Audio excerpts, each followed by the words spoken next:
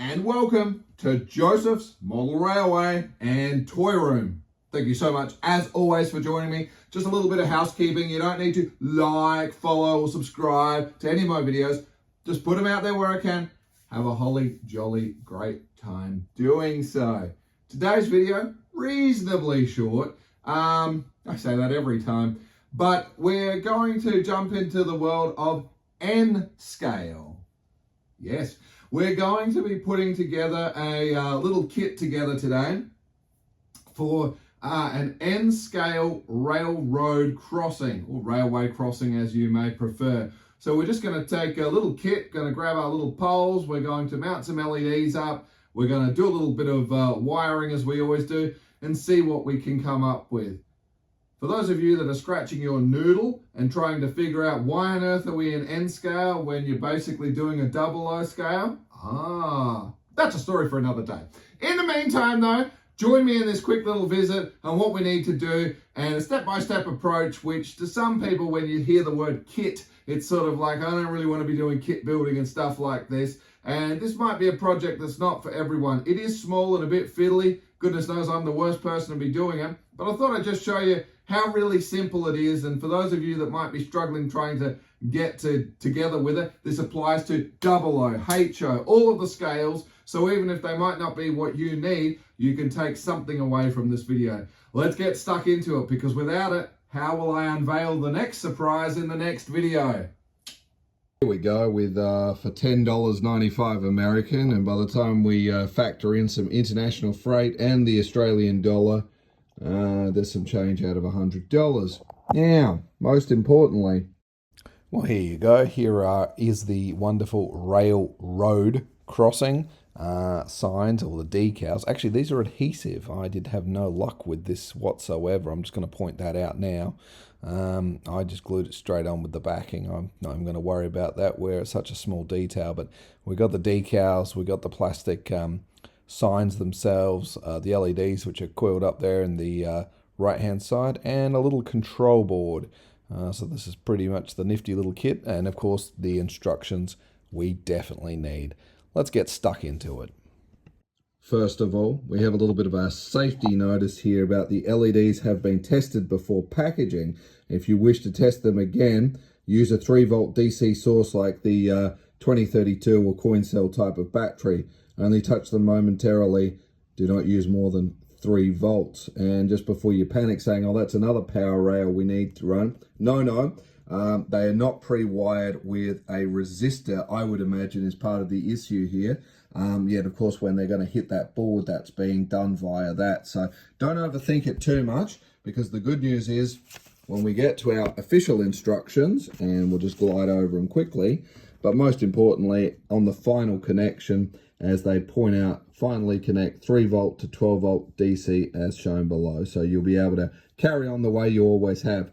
I am going to swap some wires around because I want to try and create a bit of interest where we sort of have them red, not just sort of an on, off. I want them flashing respectively. So, well, that's what we're going to try. I don't know what to expect here. We've got 2 armatures, of course, so one will feature, in my instance, I'll probably put them on the left-hand side, and on the other side, on the other left-hand side, or something to that effect. Well, they've given us some reasonable instructions here on how to mount it. I didn't find much regarding painting them, but certainly during the instructions as they lay their decals down, obviously that's been painted black for where the lights are going to sit, and the rest you sort of find it has gone that grey that we need. So I guess that's a step that we'll just take care of right now. So we'll paint where our lights need to be in the black, and these frames we're going to give a coat. Now I'd usually use the galvanized spray, but in this occasion I'm actually going to use a Tamiya, and I've been getting some really good results from this particular spray, which is the TS83 Metallic Silver. It's got a really nice sheen, and that's generally something we see a bit more of on some of those crossing lights sometimes. Again, this is much smaller, so limited weathering we're going to be able to do. But I think this will just give it a little bit more of a pop, as opposed to, as you can see, what we do in our galvanized spray. I think I want a little something to stand out. These are. Here we are on a beautiful sunny day. Here's my little scrap piece of whatever this stuff is, composite, that I use for doing my bits and pieces of painting on. So I won't talk much in this. We've got a metallic silver we just mentioned before. We're also going to be using the TS29 semi-gloss black. I'll also just use a little bit of tape if needed, just to hold it down so they don't blow away, because it is fine stuff and can easily blow away, as you discovered in the Snoodles Crossing episode when we were getting our red belly black snake painted.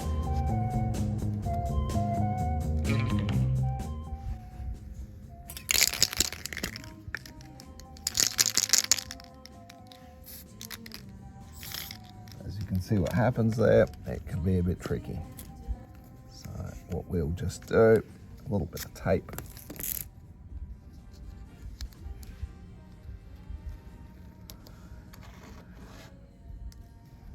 Want to make sure we get in under the hoods of the light where we can there.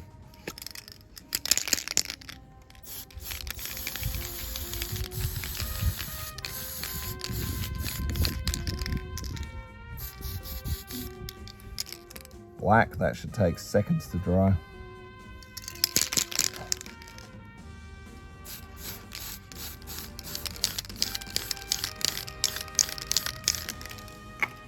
Beautiful day like today. Must be about 25 degrees here in the sun. This one's for London. It's a London Gonna hit the tops of that.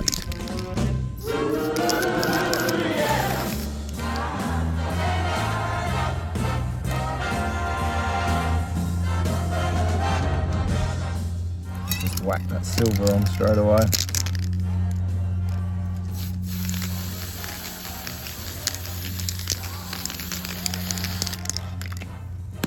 Good healthy coat there. Let's have a look what's going on with the black.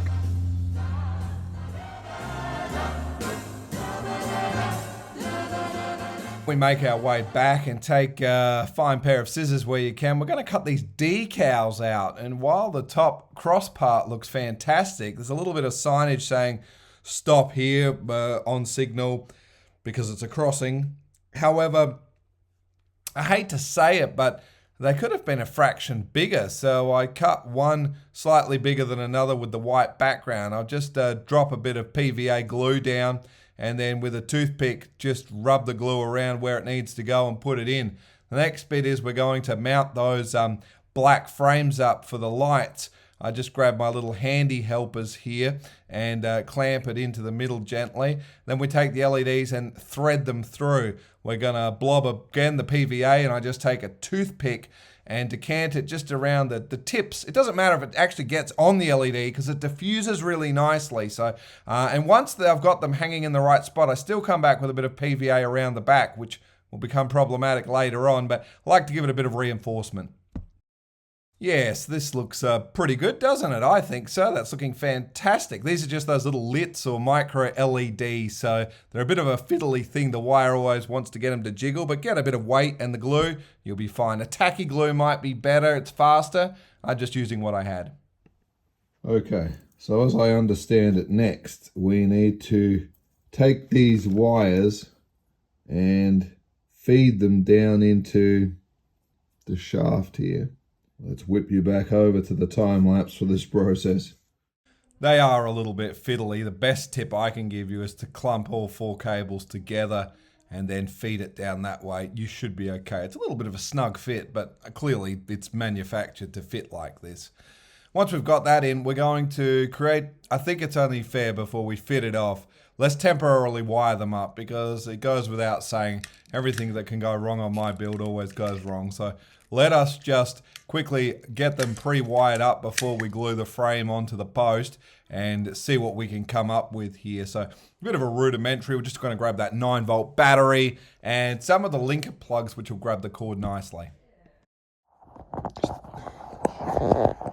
Right, since everything always goes wrong for me, I thought before we actually join the light onto the actual posts themselves, let's just check we've got this done. Now, it's a reasonably straightforward setup here. I'm just going to be using a 9-volt battery. So what we're going to do, I've got it disconnected at the moment, but we've got our positive and negative of the battery, and that's going to run into the positive negative input here. Remember, we're feeding in on a 3 to 12 volt DC only. Once it's in here, there's a little adjustment we can make with the screwdriver depending on how quickly you want the lights to flash. Now in my situation, if we just take the LEDs from each lamp post down and wire them straight into a positive and negative, what it means is one side will flash and the other side will flash, and both lights flash together. So we don't want any of that. So we take one light from this one and one light from this one, and then we join the positives together. We do the same thing. We take this light and this light, join their red positives together and put them on the other positive line. Now here's the trick. If you want it flashing like that, you just have to reverse the negative feeds. In other words, the two negatives here are going respectively, as you can see. This one will go into the other one, this one will go into the other one. It is reasonably quite straightforward, and I think if you can't understand that, well, what's wrong with you then? You know I'm joking, of course. Let us just dim the light and apply a little bit of power here and see what we've got.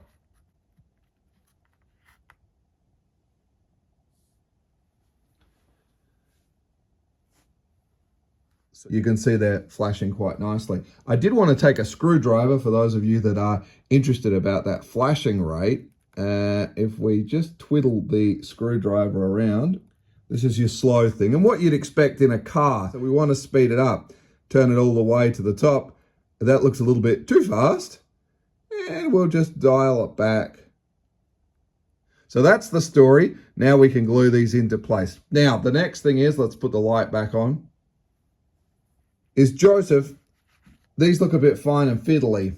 Absolutely. We want to aggregate and solder them together. But because we're doing this little crossover thing here, I don't want to do it because we need to drop the posts into the scenery first with their feed of cord. Then they're going to get joined up underneath. If I pre-solder all this together now, I can't get it into the landscape. So that's what we're going to do. For those of you that are joining us in the following video, when we see this in action, you'll be seeing that.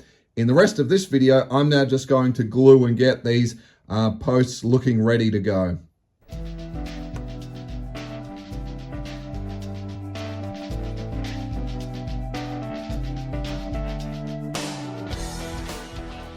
This next bit is a little bit interesting, and here we go with an actual completed one. And as you can see, the cords go up, over and down, which means, do I worry about painting the bits there black, or I'm going to have some problems, or pre-paint the cable black? That's probably a smart move to do, but I will leave it there because we usually see cables. Let me just show you the process that was working for me on this. May not work for you though. So you don't really have to glue anything. I mean, this one, and there's minimal cord to see. You probably get why I was suggesting it before. I'm still tempted I might do it for the one that's going to face us, but we don't know how the scenery is going to look. But that's the story. Let's get you in for a final shot now. Probably all the lights have stopped working now. We've been jiggling it around still. Let's give it a shot. That looks pretty good. We'll call that a success.